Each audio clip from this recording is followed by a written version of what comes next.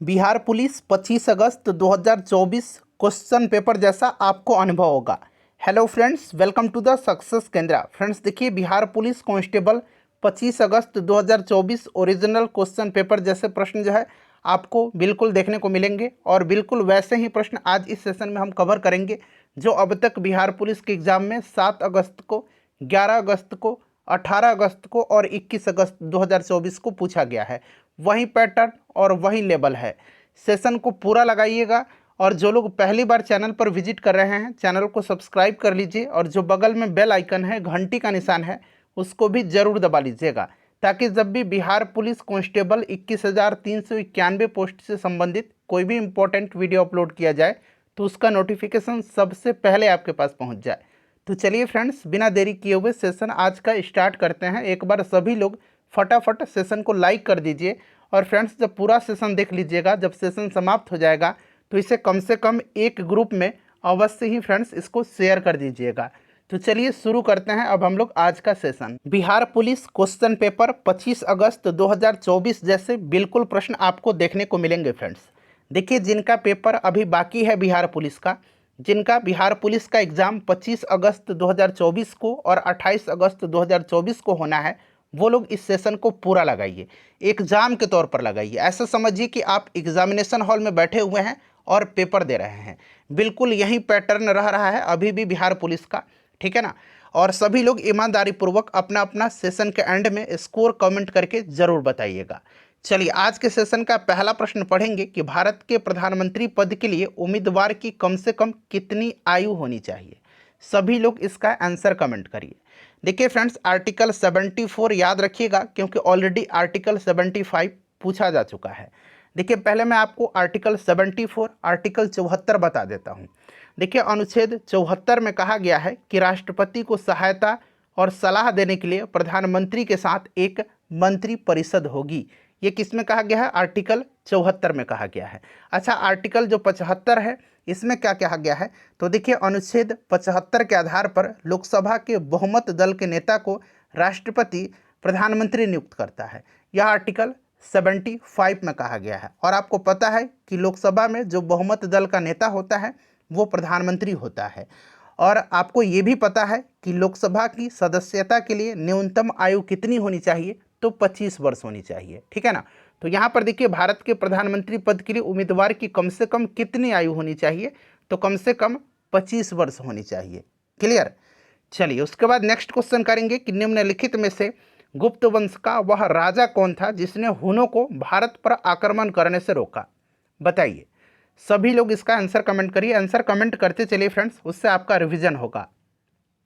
तो यहाँ पर देखिए right answer option number C हो जाएगा, स्कंदगुप्त, ठीक है ना। स्कंदगुप्त जो था, ये कुमारगुप्त जो था ना, जिसने नालंदा विश्वविद्यालय बनवाया हुआ था, कुमारगुप्त, उसी की मृत्यु के बाद स्कंदगुप्त मगध के सिंहासन पर बैठा था और यह गुप्त वंश का अंतिम योग्य सम्राट था। अंतिम नहीं, अंतिम योग्य सम्राट था, ठीक है ना फ्रेंड्स।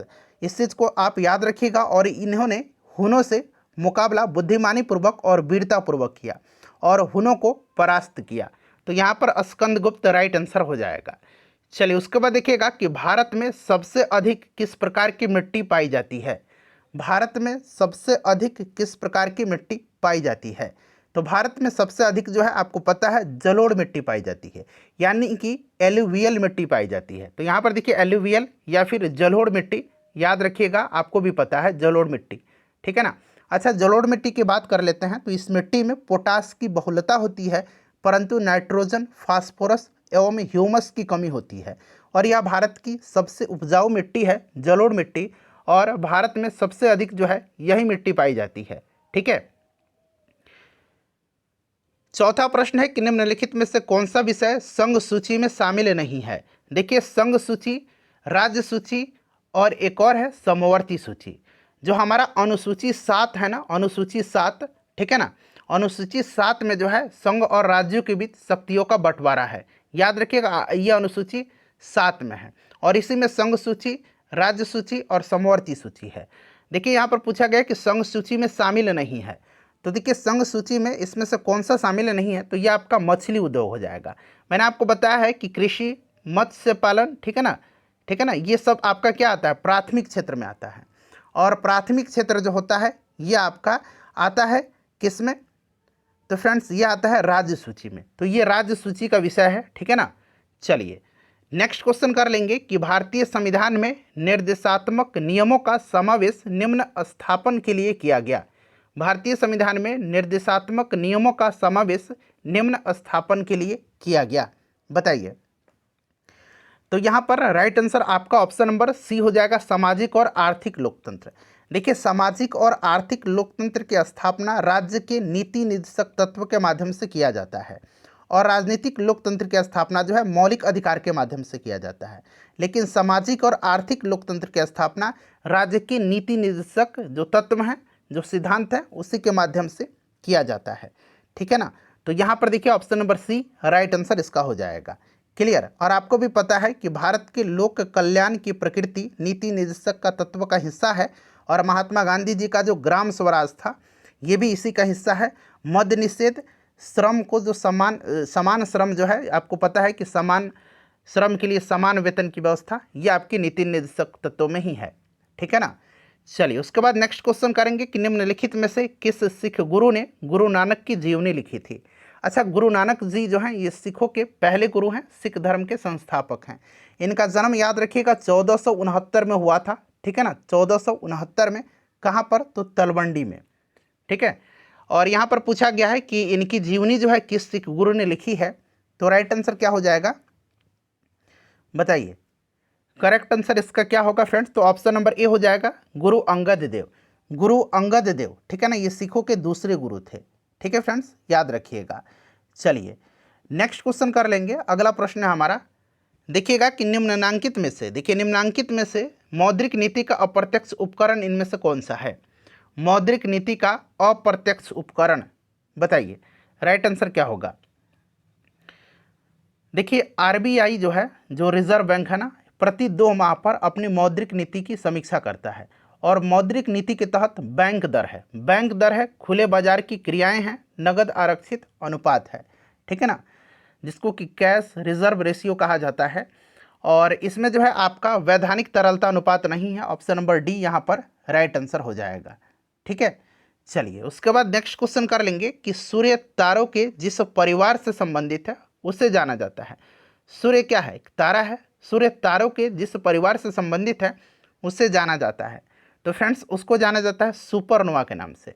सुपरनोवा एक बड़ा विस्फोट होता है जो एक स्टार जो होता है, तारा जो होता है, उसके जीवन के अंत में होता है, ठीक है ना। सुपरनोवा किसी तारे के भयंकर विस्फोट को कहते हैं, क्लियर। चलिए उसके बाद नेक्स्ट क्वेश्चन कर लेंगे कि निम्नलिखित में से ऐसे कौन राष्ट्रपति थे जो all India railway men's federation से भी संबंधित थे, बताइए राइट आंसर क्या होगा। तो फ्रेंड्स ये कौन थे, तो ये वीवी गिरी थे। कौन थे फ्रेंड्स, ये वीवी गिरी थे, ठीक है ना, वीवी गिरी। उन्होंने मद्रास और नागपुर रेलवे मजदूर ट्रेड यूनियन गठित किया था, जो आगे चल करके अखिल भारतीय रेल कर्मचारी संघ के नाम से जाना गया था। और एक इम्पॉर्टेंट पॉइंट ध्यान रखिएगा, वीवी गिरी ने 1927 ईस्वी में, 1927 ईस्वी में जेनेवा में, कहाँ पर, जेनेवा में जो अंतर्राष्ट्रीय मजदूर कॉन्फ्रेंस हुआ था, वहाँ पर इन्होंने मजदूरों के तरफ से हिस्सा लिया था। किसने लिया था, तो वीवी गिरी ने लिया था। चलिए उसके बाद नेक्स्ट क्वेश्चन करेंगे। अगला प्रश्न देखिएगा कि राज्य का निम्नलिखित में से कौन सा एक दिशा निर्देशक सिद्धांत महात्मा गांधी के दर्शन से जुड़ा हुआ है। चलिए यहाँ पर ऑप्शन आपको दिख रहा है, महात्मा गांधी के दर्शन से जुड़ा हुआ है, बताइए राइट आंसर इसका क्या होगा, करेक्ट आंसर इसका क्या होगा, बताइए। तो यहाँ पर देखिएगा ये आपका ग्राम पंचायतों की स्थापना है, जो कि आर्टिकल 40 में है, ग्राम पंचायतों का गठन, ठीक है ना। तो यही है कि राज्य नीति का निम्नलिखित में से कौन सा एक दिशा निर्देशक सिद्धांत महात्मा गांधी के दर्शन से जुड़ा हुआ है, तो ये आपका ग्राम पंचायतों की स्थापना हो जाएगा, ठीक है। चलिए उसके बाद नेक्स्ट क्वेश्चन है हमारा कि देखिए निम्नलिखित में से किस राज्य की सीमा चीन से जुड़ी हुई है। चाइना से किस राज्य की सीमा लगती है, बताइए। तो देखिए चीन की सीमा आपको पता है जम्मू कश्मीर, लद्दाख, हिमाचल प्रदेश, उत्तराखंड, सिक्किम और अरुणाचल से सटी हुई है, ठीक है ना। तो यहाँ पर राइट आंसर क्या हो जाएगा, ऑप्शन नंबर डी हो जाएगा, अरुणाचल प्रदेश से, ठीक है, याद रखिएगा अरुणाचल प्रदेश से। चलिए उसके बाद नेक्स्ट क्वेश्चन है हमारा कि 1929 में किसकी अध्यक्षता में आयोजित हुए भारतीय राष्ट्रीय कांग्रेस के लाहौर अधिवेशन में ब्रिटिश शासन से पूर्ण स्वतंत्रता का प्रस्ताव पारित किया गया था। 1929 में ठीक है ना। कहाँ पर हुआ था? तो फ्रेंड्स ये लाहौर में हुआ था, याद रखिएगा, और इसकी अध्यक्षता पंडित जवाहरलाल नेहरू जी ने किया था। Option number C right answer हो जाएगा। चलिए उसके बाद देखिएगा कि शिक्षक दिवस कब मनाया जाता है। अच्छा, एक शिक्षक दिवस है और एक विश्व शिक्षक दिवस है, ठीक है ना। तो यहाँ पर शिक्षक दिवस आपसे पूछा गया जो कि 5 सितंबर को मनाया जाता है, डॉक्टर सर्वपल्ली राधाकृष्णन के जन्म दिवस के अवसर पर, ठीक है ना, शिक्षक दिवस। और विश्व शिक्षक दिवस पूछेगा तो ये 5 अक्टूबर के दिन विश्व शिक्षक दिवस मनाया जाता है, ठीक है ना, वर्ल्ड टीचर्स डे। चलिए उसके बाद देखिएगा अगला प्रश्न है, और बाकी जान लीजिएगा, और भी मैं आपको बता देता हूँ, जैसे कि अंतर्राष्ट्रीय अहिंसा दिवस मनाया जाता है 2 अक्टूबर को, अंतर्राष्ट्रीय अहिंसा दिवस गांधी जी की जयंती के अवसर पर, ठीक है ना। चलिए उसके बाद नेक्स्ट क्वेश्चन है हमारा कि 1857 की क्रांति में निम्नलिखित में से किसे एक मित्र द्वारा धोखा मिला, ब्रिटिश सरकार के द्वारा पकड़ा गया और उनको मार दिया गया था? ये कौन थे बताइए, राइट आंसर क्या होगा, करेक्ट आंसर इसका बताइए। तो फ्रेंड्स ये तात्या टोपे थे। अच्छा, तात्या टोपे का नाम क्या था? रामचंद्र पांडुरंग इनका असली नाम था, ठीक है ना। और राजा मानसिंह ने जो है इनके साथ धोखा किया था। राजा मानसिंह अंग्रेज़ों से मिल गया और इनके साथ विश्वासघात किया था, जिसके कारण जो है इनको पकड़ लिया गया था और 18 अप्रैल 1859 को जो है इनको फांसी दिया गया था, 18 अप्रैल 1859 को, ठीक है ना। यहाँ मैं लिख भी देता हूँ ताकि आपको याद रहे। चलिए उसके बाद देखिएगा कि जंप बॉल शब्द जो है यह किस खेल से संबंधित है? जंप बॉल शब्द निम्नलिखित में से किससे संबंधित है बताइए। जंप बॉल जो है यह किससे संबंधित है? तो फ्रेंड्स ये बास्केटबॉल से संबंधित है। किससे? बास्केटबॉल से, ठीक है ना। तो यहाँ पर देखिए ऑप्शन नंबर इसका राइट क्या हो जाएगा? सी हो जाएगा। देखिए 100 रुपये के नोट पर किसका हस्ताक्षर होता है? 100 रुपये के नोट पर, तो आपको भी पता है कि 100 रुपये के नोट पर जो है आरबीआई का जो गवर्नर है ना, उन्हीं का सिग्नेचर होता है। तो ऑप्शन नंबर यहाँ पर डी राइट आंसर हो जाएगा, ठीक है। चलिए उसके बाद नेक्स्ट क्वेश्चन हमारा कि सबसे बड़ा तेल शोधक कारखाना निम्नलिखित में से कहाँ पर है? सबसे बड़ा तेल शोधक कारखाना और सबसे पुराना तेल शोधक कारखाना। सबसे पुराना तेल शोधक पूछेगा तो ये दिग्बोई में है। कहाँ पर है? दिग्बोई में। यहाँ मैं लिखता हूँ, ये दिग्बोई असम में है, ठीक है ना, दिग्बोई असम में है सबसे पुराना। और सबसे बड़ा जो है ये गुजरात के जामनगर में है। तो ऑप्शन नंबर यहाँ पर बी राइट आंसर हो जाएगा। क्लियर? चलिए 1916 में मद्रास में स्वशासन आंदोलन के प्रवर्तक कौन थे? स्वशासन, होम रूल, ठीक है ना। तो मद्रास में आपको पता है एनी बेसेंट है ना, और महाराष्ट्र में अगर पूछता, पुणे में पूछता तो बाल गंगाधर तिलक होता। इसे भी आप ध्यान रखेंगे, ठीक है ना। चलिए, और एनी बेसेंट की पत्रिका का नाम याद रखिएगा, कॉमनवेल्थ और न्यू इंडिया, कॉमनवेल्थ और न्यू इंडिया।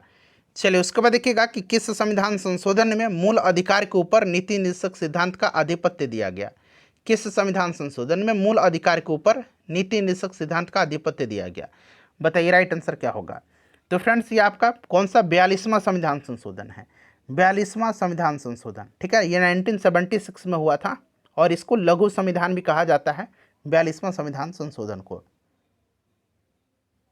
चलिए, किसी समय अवधि में सामान्यतः 1 वर्ष के दौरान विभिन्न क्षेत्रों के द्वारा कुल उत्पादित वस्तुओं एवं दी गई सेवाओं का कुल योग क्या कहलाता है? बड़ा इंपॉर्टेंट क्वेश्चन है ये। किसी समय अवधि में सामान्यतः 1 वर्ष के दौरान विभिन्न क्षेत्रों के द्वारा कुल उत्पादित वस्तुओं एवं दी गई सेवाओं का कुल योग क्या कहलाता है बताइए। तो फ्रेंड्स ये कहलाता है राष्ट्रीय उत्पाद, ठीक है ना। राष्ट्रीय उत्पाद को जीडीपी भी कहा जाता है। क्लियर? इस चीज़ को आप याद रखिएगा। एक वित्तीय वर्ष में देश की भौगोलिक सीमा, ठीक है ना, एक वित्तीय वर्ष में देश की भौगोलिक सीमा के अंदर जो है उत्पादित सभी अंतिम वस्तुओं सेवाओं का मौद्रिक मूल्य होता है ये जीडीपी। क्लियर? चलिए नेक्स्ट क्वेश्चन करेंगे, और किसी भी देश की राष्ट्रीय आय के मापन में इस विधि का प्रयोग किया जाता है। ऑप्शन डी राइट आंसर होगा। उसके बाद देखिएगा कि दलदली एवं भूमध्य रेखीय उष्ण आर्द्रता वाली वनस्पति को किस वर्ग में रखा जाता है? दलदली एवं भूमध्य रेखीय उष्ण आर्द्रता वाली वनस्पति को किस वर्ग में रखा जाता है? थोड़ा सा सेट आपको टफ लगेगा, लेकिन आप लगाइए और कोशिश करिए 70 प्लस लाने का, ठीक है ना। स्कोर आप लोग कमेंट करिएगा। तो फ्रेंड्स इसको क्या कहा जाता है? तो फ्रेंड्स इसको लिथोफाइट कहा जाता है, ठीक है ना, इसको लिथोफाइट कहा जाता है, ठीक है ना, लिथोफाइट याद रखिएगा। और ये जो श्रेणी है ना लिथोफाइट, इसके जो पौधे हैं ये अनावृत चट्टानों शिलाखंडों पर पाए जाते हैं, ठीक है। चलिए नेक्स्ट क्वेश्चन है कि अटलांटिक महासागर की गर्म जलधारा कौन सी है? अटलांटिक महासागर की तो यहाँ पर देखिए अटलांटिक महासागर की जो गर्म धारा है यह आपका हो जाएगा गल्फ स्ट्रीम। कौन सी? गल्फ स्ट्रीम है। चलिए उसके बाद देखिएगा कि जम्मू कश्मीर में जाड़े के दिनों में झील के जल को जम जाने से मछलियाँ कहाँ रहती हैं? जब झील जम जाता है तो मछलियाँ कहाँ रहती हैं? तो उसके नीचे जो होता है तली का पानी नहीं जमता है, ठीक है ना, जिसके कारण मछलियाँ वहाँ पर जीवित रहती हैं। तो राइट आंसर इसका क्या हो जाएगा? तली में, ठीक है ना, option number B right answer हो जाएगा। देखिए सम्राट बिंदुसार, अब यहाँ पर देखिए एक बिंदुसार है, एक बिंबिसार है, बिंबिसार और एक बिंदुसार। बिंदुसार जो था ना, बिंदुसार ये चंद्रगुप्त मौर्य के पुत्र थे, चंद्रगुप्त मौर्य के, तो ये मौर्य वंश से हैं। और बिंबिसार जो थे ये हरेंक वंश के संस्थापक हैं, आपको भी पता है। बिंबिसार का बेटा अजातशत्रु हुआ था, अजातशत्रु का बेटा उदयन हुआ था, उदयन जिसने पटना की स्थापना किया था, पाटलिपुत्र का। चलिए उसके बाद देखिएगा कि और ये बिंदुसार है ना, बिंदुसार ये चंद्रगुप्त मौर्य के बेटे हैं और बिंदुसार के बेटा अशोक थे, ठीक है ना, सम्राट अशोक। चलिए निम्नलिखित में से कौन सा राज्य वस्त्रों के निर्माण करने तथा उत्पादन में अग्रणी है? वस्त्रों के निर्माण करने और उत्पादन में, तो ये राज्य जो है ये महाराष्ट्र है। सबसे ज़्यादा जो है आपका जो कपड़ा का मिल है ये महाराष्ट्र में ही है, आपको पता है, ठीक है ना। चलिए उसके बाद देखिएगा कि किस शासक ने स्वयं को लिच्छवी दोहित्र कहा है? किस शासक ने स्वयं को लिच्छवी दोहित्र कहा है? बताइए। तो लिच्छवी दोहित्र के नाम से किसको जाना जाता है? बताइए, करेक्ट आंसर क्या हो जाएगा? सब लोग आंसर कमेंट करिएगा। तो ये समुद्रगुप्त को कहा जाता है, ठीक है ना, समुद्रगुप्त को, समुद्रगुप्त को, ठीक है, समुद्रगुप्त को कहा जाता है लिच्छवी दोहित्र। चलिए उसके बाद देखिए अगला प्रश्न पढ़ेंगे। नेक्स्ट क्वेश्चन है हमारा कि किसने अलाई दरवाजा को इस्लामी स्थापत्य कला के खजाने का सबसे सुंदर हीरा कहा है? अच्छा, अलाई दरवाजा बताइए। देखिए दिल्ली में जो है कुतुबुद्दीन ऐबक के द्वारा निर्मित कुव्वत उल इस्लाम मस्जिद का जो प्रवेश दरवाजा है, प्रवेश द्वार है, वहीं अलाई दरवाजा है और इसका निर्माण अलाउद्दीन खिलजी ने करवाया था। और इतिहासकार मार्शल ने इसे इस्लामी स्थापत्य कला के खजाने का सबसे सुंदर हीरा कहा है, ठीक है ना, ऑप्शन बी राइट आंसर हो जाएगा, मार्शल। पानी का अधिकतम घनत्व किस तापमान पर होता है? पानी का अधिकतम घनत्व और न्यूनतम जो होता है, बताइए, आयतन, ये 4 डिग्री सेंटीग्रेड पर होता है, ठीक है ना। अच्छा सेंटीग्रेड पर तो आपको याद है, लेकिन अगर जो है प्रश्न घुमा करके पूछ दिया, फ़ारेनहाइट में पूछ देगा, तब क्या बताइएगा? तो ये आपका होता है 39.2 डिग्री फ़ारेनहाइट, याद रखिएगा इसको, फ़ारेनहाइट पर भी। चलिए उसके बाद देखिएगा कि आग बुझाने में किस गैस का प्रयोग होता है? तो सिंपल सा क्वेश्चन है, आग बुझाने में कार्बन डाइऑक्साइड का यानी कि CO2 का इस्तेमाल किया जाता है। नेक्स्ट क्वेश्चन है हमारा कि फ्यूज का तार निम्नलिखित में से किससे बना होता है? फ्यूज का तार, फ्यूज का तार जो बना होता है ये टीन और लेड का बना होता है, ठीक है ना। किसका बना होता है? टीन और लेड का। और फ्यूज तार को जो है परिपथ के साथ सदैव श्रेणी क्रम में जोड़ा जाता है, इस चीज़ को भी आप याद रखिएगा, टीन और लेड का। चलिए उसके बाद देखिएगा कि निम्नलिखित में से कौन सी गैस चांदी की सतह को काला कर देती है? चांदी की सतह को, तो चांदी की सतह को कौन सी गैस काला कर देती है? तो फ्रेंड्स ये हाइड्रोजन गैस है, ठीक है ना, हाइड्रोजन गैस राइट आंसर हो जाएगा, option number D hydrogen gas. Clear. चलिए उसके बाद देखिएगा कि दूध खट्टा होने का कारण क्या है? तो मैंने आपको बताया था कि दूध और दही में कौन सा अम्ल होता है? लैक्टिक अम्ल होता है, ठीक है ना। तो दूध खट्टा लैक्टिक अम्ल बनने के कारण होता है और दूध में जो उपस्थित जो एंजाइम लैक्टोज है वो लैक्टोबैसिलस बैक्टीरिया द्वारा लैक्टिक एसिड में कन्वर्ट कर दिया जाता है, ठीक है ना। और दूध में लैक्टिक एसिड की मात्रा बढ़ने से दूध खट्टा हो जाता है। चलिए उसके बाद देखिएगा कि घेंघा, जिसको कि ग्वाइटर कहा जाता है, ये किस ग्रंथि के बढ़ने के कारण होता है? घेंघा रोग। तो घेंघा जो होता है ये थायराइड ग्रंथि के बढ़ने के कारण होता है, ठीक है ना, थायराइड ऑबटू ग्रंथि के।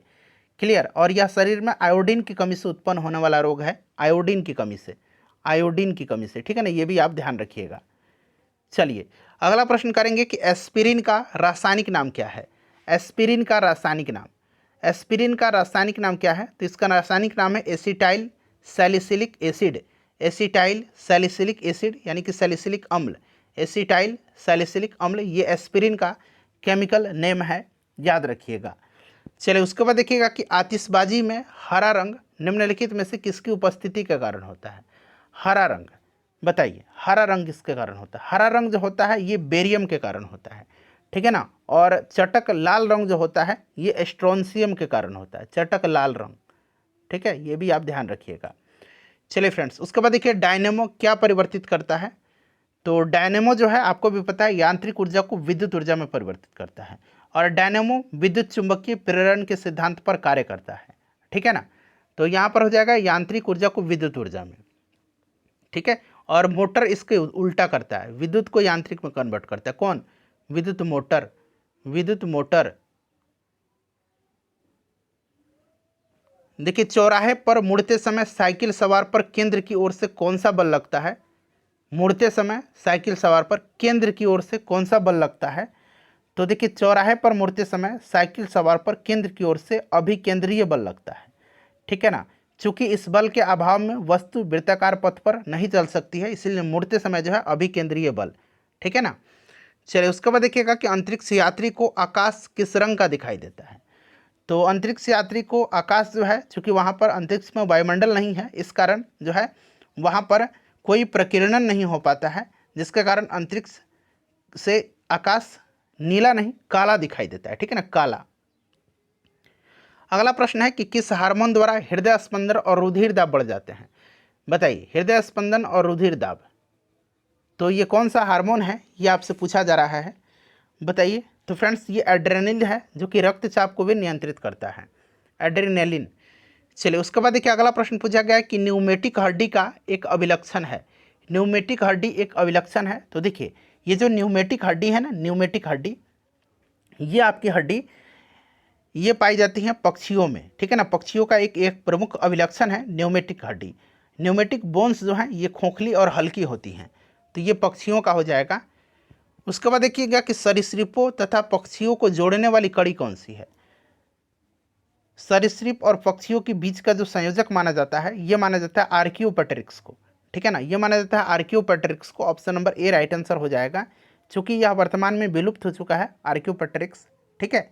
तो यही माना जाता है सरीसृप और पक्षियों के बीच की कड़ी को। देखिए, आवर्त सारणी का जो तीसरा आवर्त है उसमें तत्वों की संख्या कितनी होती है? आवर्त सारणी के तीसरे आवर्त में तत्वों की संख्या 8 होती है। कौन कौन से हैं तो आप देख भी सकते हैं, ठीक है ना। Sodium, magnesium, aluminium, silicon, phosphorus, sulphur, chlorine, argon, clear. चलिए, निम्नलिखित में से कौन जो है इसमें से डीएनए के न्यूक्लियोटाइड का भाग नहीं है? डीएनए, ठीक है ना, डीऑक्सी राइबो न्यूक्लिक एसिड, ठीक है ना, इसका भाग नहीं है, ये आपसे पूछा जाता है, बताइए।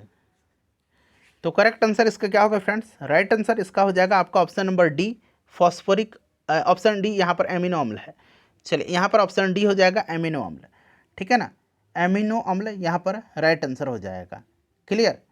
चलिए, नाइट्रोजन बेस यहाँ पर दिया गया है, उसके बाद डीऑक्सीराइबोज, सुक्रोज और फास्फोरिक अम्ल ये होता है, ठीक है ना।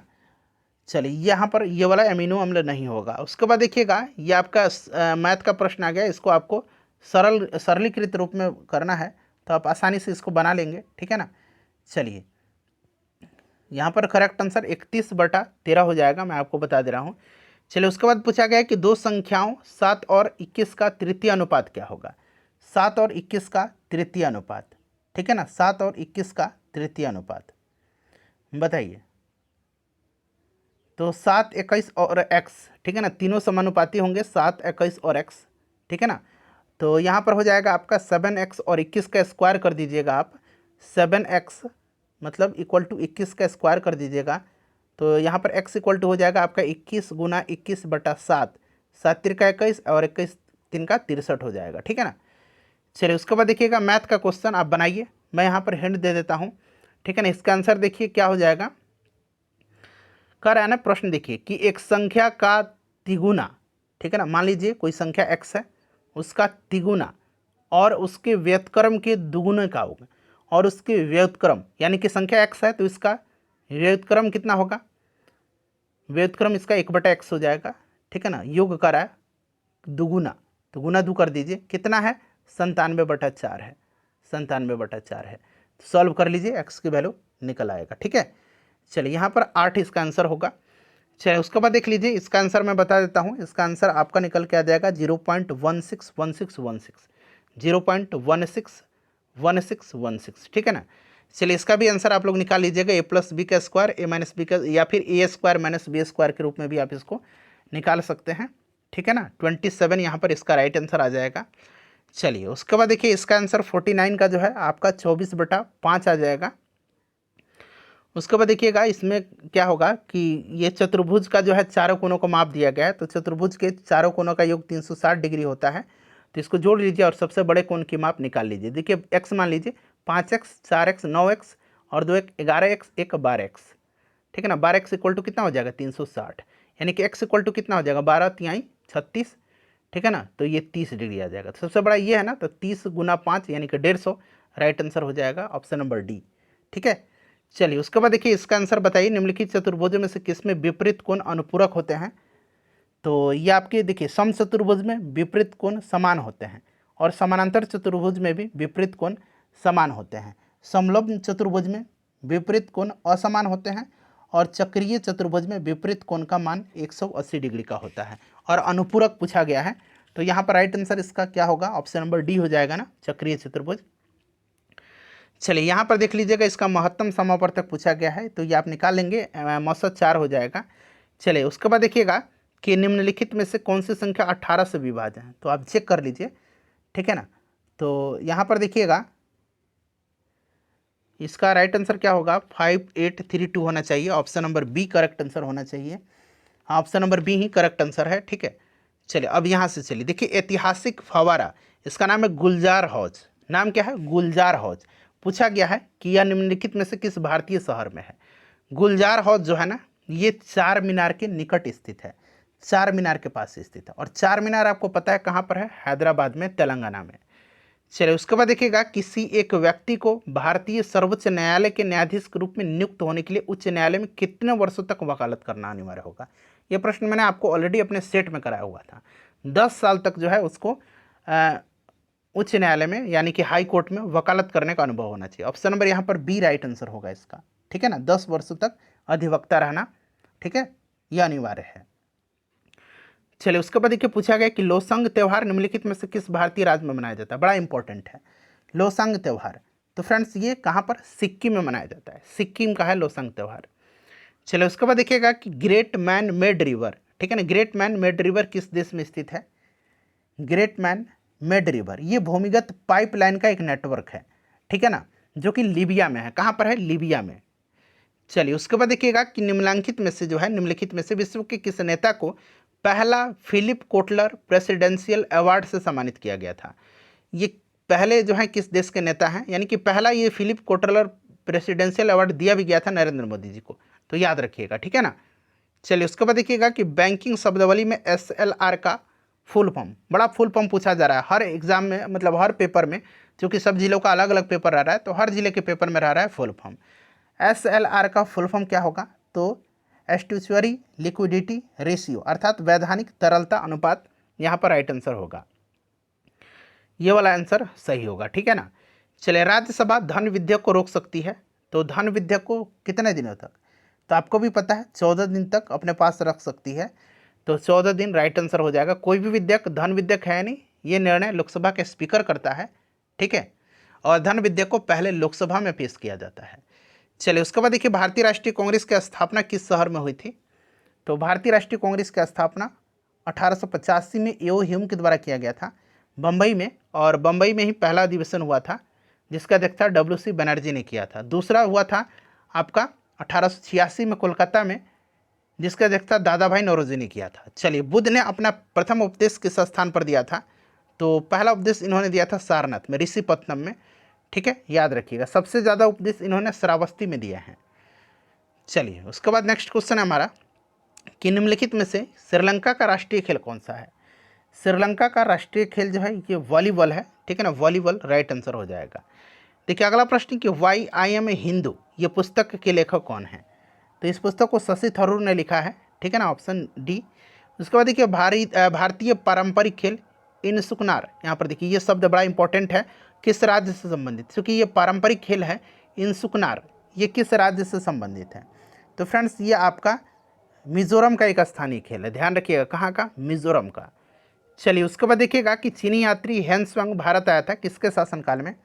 तो हैंसवंग जो है फाइयान पूछा गया था अभी शायद 21 तारीख के पेपर में। फाइयान आया था चंद्रगुप्त द्वितीय के समय में, ठीक है। मेगास्थनीज आया था चंद्रगुप्त मौर्य के समय में, और हैंसवंग आया था किसके समय में, हर्षवर्धन के समय में, ठीक है। चलिए उसके बाद नेक्स्ट क्वेश्चन है हमारा कि देखिए कुशल स्थानीय स्वायत्त शासन के लिए विख्यात दक्षिण भारत का राजवंश कौन सा है, बताइए। स्थानीय स्वशासन प्रणाली की विशेषता के लिए ये प्रसिद्ध है चोल, ठीक है ना। तो option D right answer, option B right answer हो जाएगा चोल। क्लियर, याद रखिएगा, बड़ा इंपॉर्टेंट है।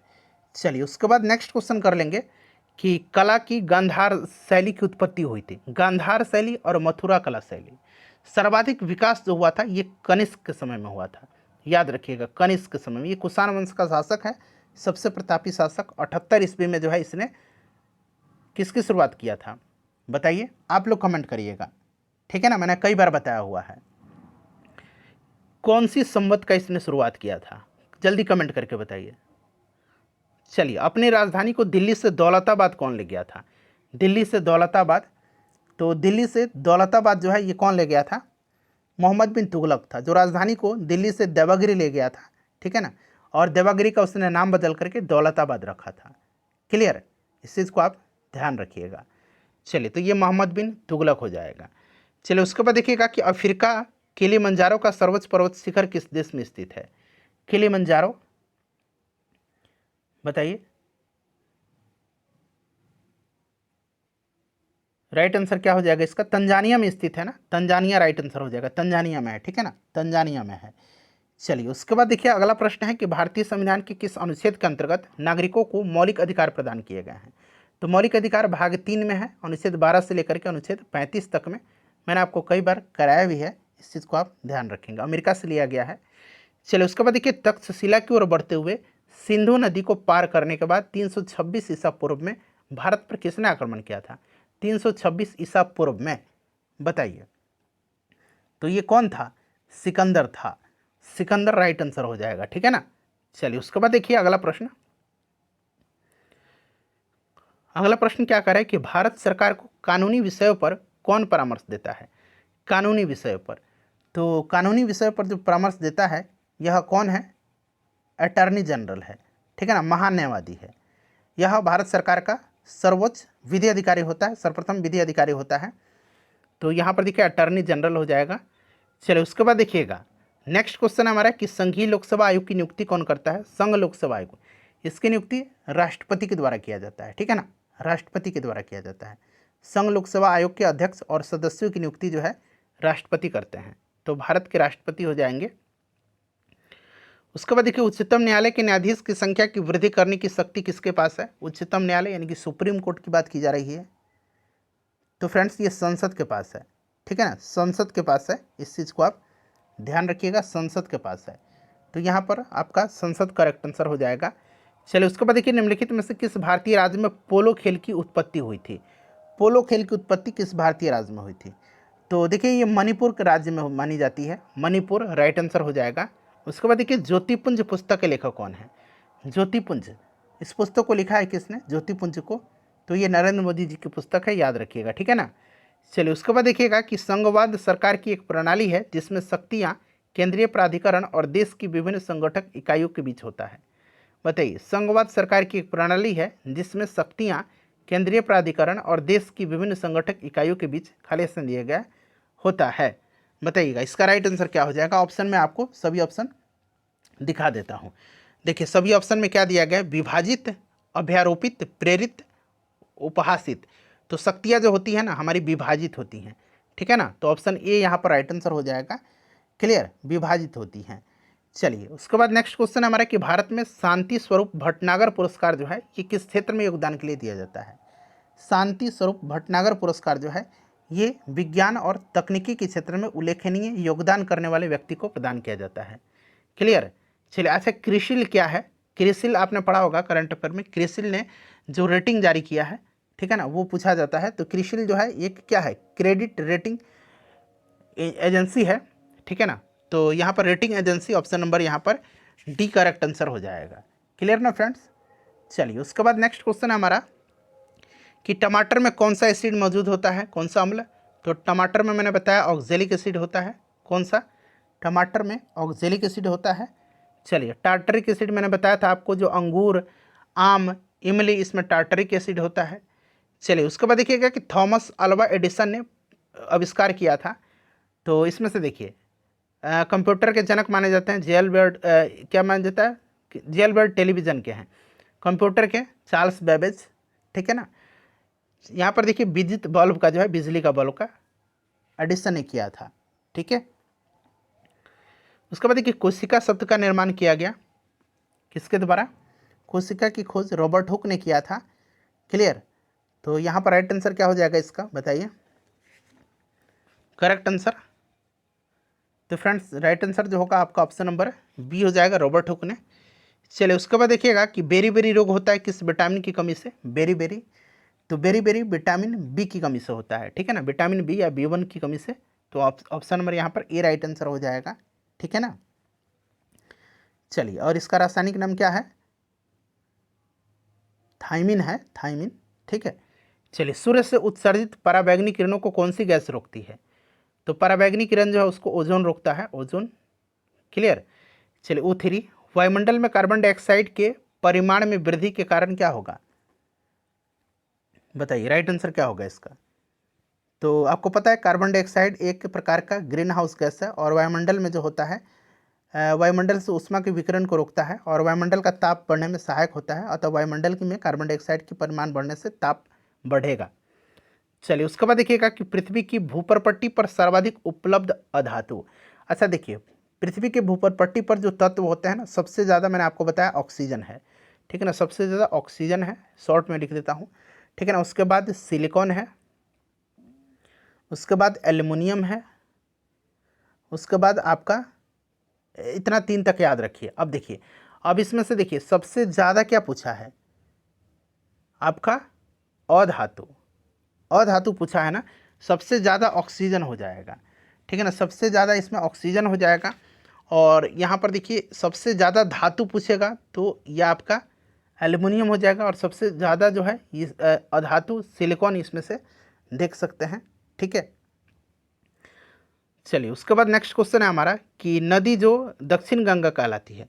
अच्छा, दक्षिण गंगा और एक दक्षिण भारत की गंगा है। दक्षिण गंगा गोदावरी को कहा जाता है, कोई कन्फ्यूजन नहीं होना चाहिए। ठीक है ना, ऐसा मत कहिए कावेरी होगा। दक्षिण भारत की पूछेगा तब कावेरी होगा, वैसे कावेरी ऑप्शन में है भी नहीं। चलिए, लोकमान्य तिलक के विषय में निम्नलिखित में से कौन सा कथन सही नहीं है? बताइए राइट आंसर क्या होगा। तो यहाँ पर देखिए, उन्होंने मराठी पत्र केसरी प्रकाशित किया था, बिल्कुल ये सही दिया गया है, सही नहीं पूछा गया है। नरमपंथी नेता थे, बिल्कुल। एक मिनट रुक जाइए, लाल बाल पाल ये नरमपंथी नहीं थे। लाल बाल और पाल जो थे ना, ये नरमपंथी नेता नहीं थे।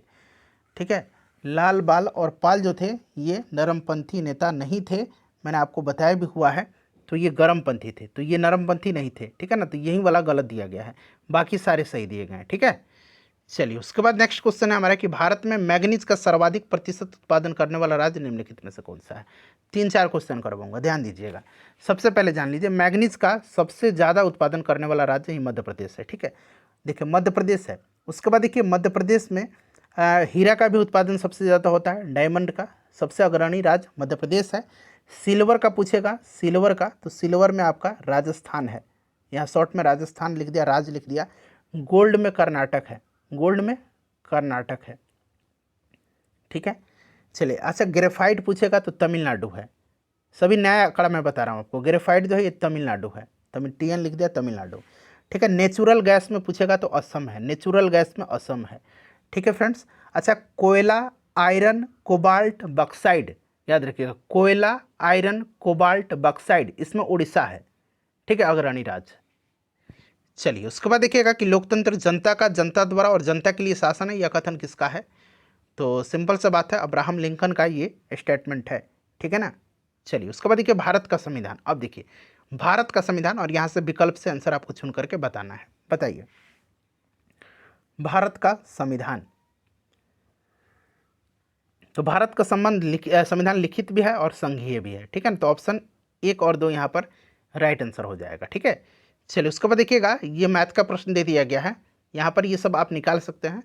क्लियर ना। इसका मैं राइट आंसर आपको बता देता हूँ, correct answer option number D हो जाएगा। उसके बाद देखिए हिमखंडों के पिघलने का मुख्य कारण क्या है। हिमखंडों के पिघलने का मुख्य कारण जो है ये भूमंडलीय तापमान में वृद्धि है। ऑप्शन सी राइट आंसर हो जाएगा। ठीक है, निम्नलिखित में से कौन सा जीवाश्म ईंधन नहीं है, इसमें से जीवाश्म ईंधन नहीं है तो देखिए कोयला, पेट्रोलियम, प्राकृतिक गैस जीवाश्म ईंधन है, यूरेनियम नहीं है। चलिए, भारत में सती प्रथा के विरोध में आंदोलन का नेतृत्व किसने किया था। सती प्रथा तो लॉर्ड विलियम बेंटिक के समय में इसको जो है अवैध घोषित किया गया था राजा राम मोहन राय के सहयोग से। ठीक है, चलिए, हिंदू विधवा विवाह पुनर्विवाह जो है ये आपके ईश्वरचंद्र विद्यासागर के समय में हुआ था। चलिए, वर्जिलियस विधि के द्वारा कृत्रिम पेट्रोल प्राप्त करने में निहित है। वर्जिलियस विधि के द्वारा कृत्रिम पेट्रोल प्राप्त करने की विधि निहित है। ठीक है ना, वर्जिलियस विधि द्वारा कृत्रिम पेट्रोलियम प्राप्त करने में निहित है। तो यहाँ पर देख लीजिएगा, बाकी ऑप्शन यहाँ पर देख रहे हैं, कोयले और हाइड्रोजन के बीच की अभिक्रिया। ठीक है ना, तो ऑप्शन यहाँ पर बी राइट आंसर हो जाएगा इसका। चलो, उसके बाद देखिए इनमें से कौन सा देश त्रिदेशीय संधि का सदस्य नहीं था। त्रिदेशीय संधि का सदस्य इसमें से कौन सा देश नहीं था। त्रिदेशीय तो इसमें इटली नहीं था। ठीक है ना, इसमें इटली नहीं था, ध्यान रखिएगा, इसमें इटली नहीं था। ठीक है, चलिए, उसके बाद पूछा गया कि लोहे पर कलई करने के लिए निम्नलिखित में से किस धातु का उपयोग किया जाता है जिससे कि इसके क्षय को रोका जा सकता है। तो लोहे पर कलई के लिए किसका प्रयोग किया जाता है, बताइए। जिंक का। ठीक है ना, गैल्वेनाइजेशन जिसको बोलते हैं। चलिए, आखिरी क्वेश्चन है, जापान, जर्मनी और इटली ने मिलकर के गुट का निर्माण किया था, जिसका नाम क्या था। इसका नाम था धुरी राष्ट्र, धुरी शक्ति। ठीक है ना, ऑप्शन ए राइट आंसर हो जाएगा। फ्रेंड्स, अपना स्कोर बता दीजिए, सेशन को प्लीज़ लाइक कर दीजिए और इसको शेयर कर दीजिएगा।